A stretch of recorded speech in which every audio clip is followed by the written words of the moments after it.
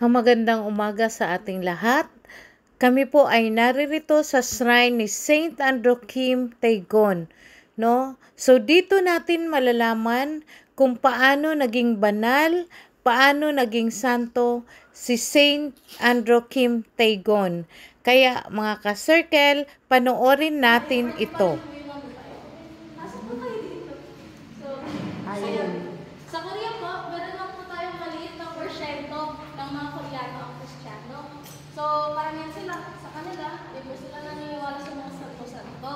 So, si Saint Andrew Kim Taegon po is kilala nila doon bilang hero. Okay. Hero, not a saint. Opo. Kasi, ayun po, nung panahon po kasi nung Joseon Dynasty, meron pong nangyari na Christian persecution. So, yung mga Katoliko po doon is pinapatay po nila. So, si Saint Andrew Kim Taegon po, yun po yung diorama ng bahay niya.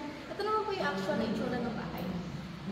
Nanggaling po siya sa mayamang pamilya. Alam naman natin, pag galing sa mayamang pamilya, ayaw patayin niya ng mga Ito si Saint Andrew. Kasi, mayaman, tsaka yung mga angkan-angkan ba, mag-aaway-aaway. Pero, dahil nga Christian pa rin sila, patay pa rin sila. Okay. Ayun po. Let's move on. Okay. Ito naman po, the ultimate sacrifice is martyrdom. Siguro po, alam niyo na yung martyrdom. Yung mga martyr is yung mga pinatay po dahil sa paniniwala nila. So, ito po yung ilan sa mga paraan paano nila tinotorture yung mga Koreano ng panahon. Ito po is iipitin either yung paa o yung kamay gamit yung dalawang malaking stick. Tapos yung rope sawing naman po, parang lalagariin yung paa mo pero gamit lang yung lubid. And then, ang way po na execution nila, hindi gaya nung sa London na chop! Guillotine. Ito po is ilulusot ang ulo dito. Nakikita niyo po ba? Okay. Ilulusot po yung ulo dito, tapos mahaba po yung nun, tapos hahatakin sa likod. Hanggang sa maputol yung ulo. Wow. Tapos, di rin po sila nagbibigay ng maayos na libing, tinatapon lang po nila sa ilog yung mga katawan. Kasi lahat po ng ito yung nangyari sa isang burol, tatabi ng hand river. So, yung mga katawan sa hand river po nila tinatapon. Isa po yun siguro sa mga dahilan kung bakit paniniwala ng mga Koreano kapag nahulog ka doon, may hahatak sa'yo. Kasi marami po talaga yung Okay. Pinayo po nila yung Golden Sun Martyr Shrine doon in memory po ng mga namatay. So, si Saint Andrew ba siya yung unang Koreano na naging santo? Sa kapanahunan ng mga... Siya po yung kauna-unahang pari. Kauna-unahang pari sa Korea. Opo. Okay. So, Pero ngayon, santo na siya. santo na po siya. Okay. So, tatlo po kasi sila. Si Saint Andrew Kim Taegon, si Choi Yong-ok, tsaka yung isa po is namatay po sa sakit. Kaya hindi po siya natuloy sa pagpapari. So, si Choi Yong-ok po, tsaka si Saint Andrew Kim Taegon is nagpunta po dito. Kaso, si Choi Yong-ok po, umalis din po uli. Kaya si Saint Andrew Kim lang po yung nag-stay. Tapos after na isang taon po ata, or 3 years, umalis po siya ulit, tapos bumalik. Okay. Tapos nung naging pari na po siya, bumalik na po siya sa Korea.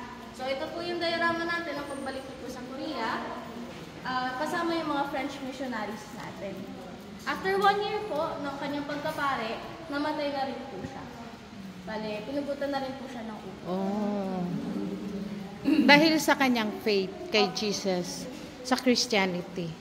Ito naman po, ang Nostalgia at the Mango Tea. Isa po ito sa mga locations na mapupuntahan natin mamaya. So, doon po, nagdadasal, nag-aaral, tsaka doon din po umiyak si Saint Andrew Kim Taegon. Nung natanggap niya po yung sulat galing sa tatay niya, na yung tatay niya is pupugutan na po ng ulo sa Korea.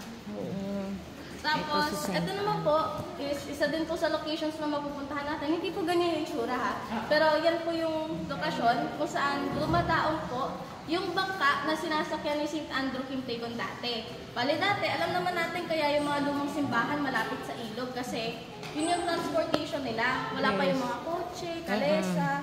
So, bangka po talaga. Ito naman po, Hacienda de Lulumboy. Ang lahat ng ito ay parte po ng Hacienda. Ito yung representation ng hacienda ni Lulumboy nung araw. Design lang po yan. Oo. Representation lang. Opo. Oh. So, ang Hacienda de Lulumboy po ang isa sa pinakamalaking Dominican convent noong panahon ng mga Kastila. Noong panahon po kasi na yun, dumating po sila sa Pilipinas through Intramuros, kaso gera nun. So, pinalipat po sila dito sa Bulacan. So, dito nga po, sa Hacienda de Lulumboy. Tapos nung panahon ng Hapon, naging muta po siya, kampo. And then, nung natapos na po yung gera, naging kauna-unahang Boy Scout bago po malipat sa Manila.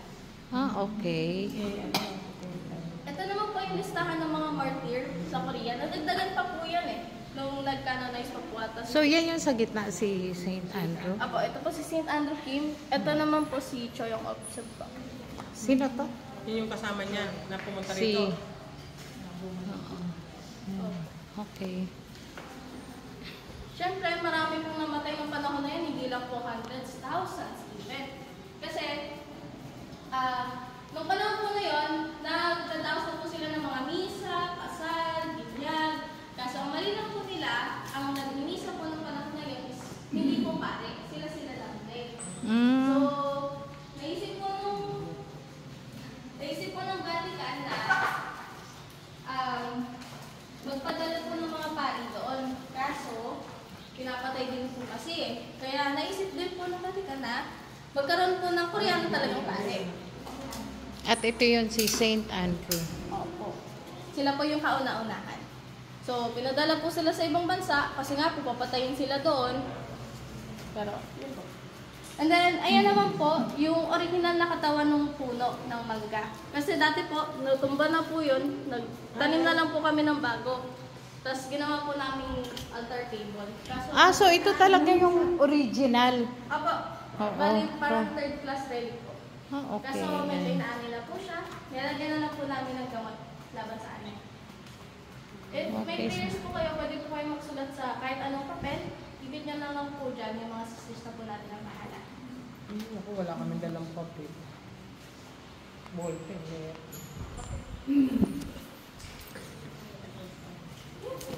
So, ano po? Lastly, ay hindi. Second to the last. Yes. Ito naman po, pagkamatay po ni St. Andrew Kim Taegon. So, di ba?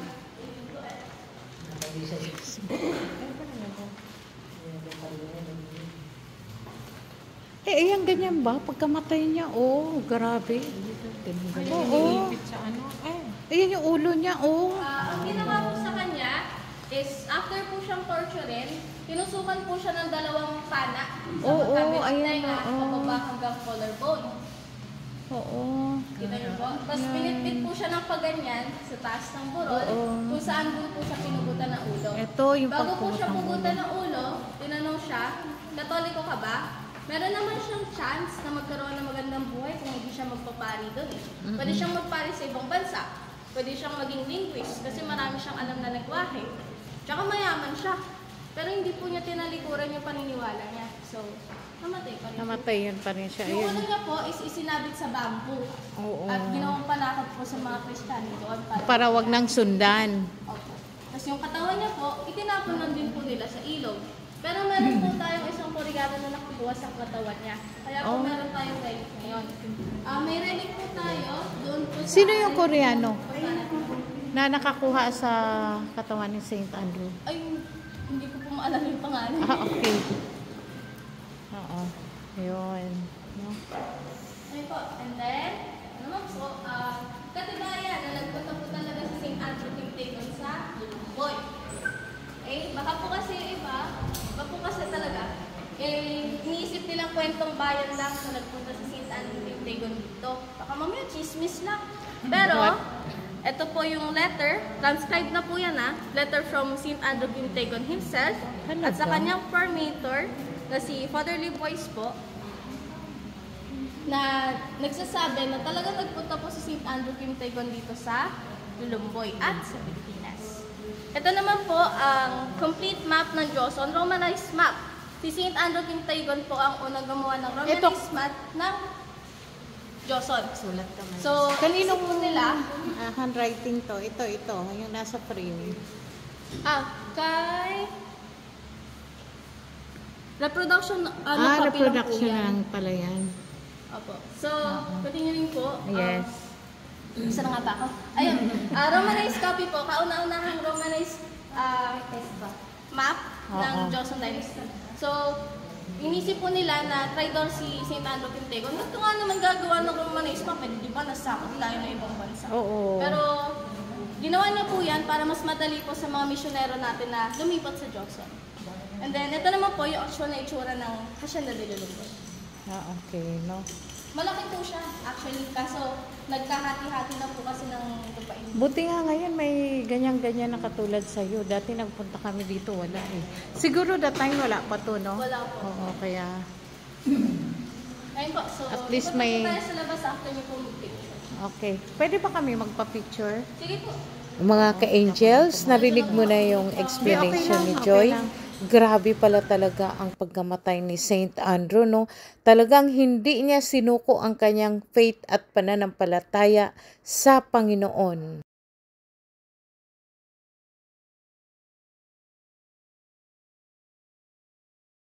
So, ito po ang nostalgia at the mango tree. So, dyan po nag-aaral, nagmimilay, at saka dyan din po umiyak si St. Andrew Kim Taegon nung ito yung mangga na ang yan. letter from his father na yung tatay niya po is pupugutan na po ng ulo sa Korea. So ito yung mangga na yun. Oh, dito banda siya nag-pray. Ayun po. Okay. See. So ito yung aming tour guide. Nagpapasalamat po kami kay Sister Rosel ng St. Andrew Kim Taegon Shrine at si Joy na siyang naging tour guide namin nung habang kami ay naririyan. Sa mga hindi pa nakakarating sa shrine ni St. Andrew Kim Taegon, pumunta na po kayo at matatagpuan nyo po siya dito sa Lulumboy, Bulacan. Very relaxing po ang lugar na ito at pwede po tayong mag-meditate at magdasal ng taimtim. Maraming salamat po.